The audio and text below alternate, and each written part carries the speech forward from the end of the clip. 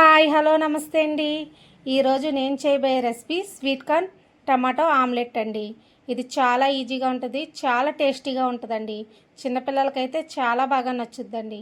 Sweet corn లవర్స్కి అయితే ఇంకా నచ్చుద్ది. ఒక్కసారి అయితే ఇలా ట్రై చేయండి. కావలసిన పదార్థాలు ప్రాసెస్ చూసేద్దాం.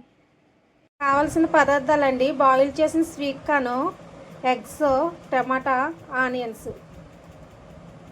స్టవ్ వెలిగించి పెనం అయితే పెట్టానండి. ఆయిల్ కూడా వేసాను. ఆయిల్ కాగుతుంది. టమాటా అయితే ఇలా రౌండ్గా చేసుకోండి. టమాటా అయితే పెట్టేసానండి, కొంచెం వేగింది.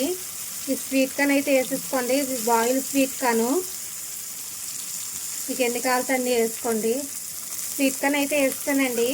ఇప్పుడు ఉల్లిపాయలు బాగా చిన్న ముక్కలు కట్ చేసుకోండి, అవి కూడా వేసుకోండి. ఎగ్స్ అయితే ఒక బౌల్లోకి కొట్టుకుని ఉప్పు కారం వేసుకుని మిక్స్ చేసుకోండి. అదైతే వేసేస్తున్నాను.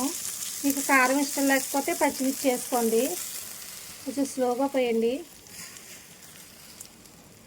స్టవ్ అయితే సిమ్లో పెట్టండి. కొంచెం ఆయిల్ అయితే పక్క నుంచి వేయండి.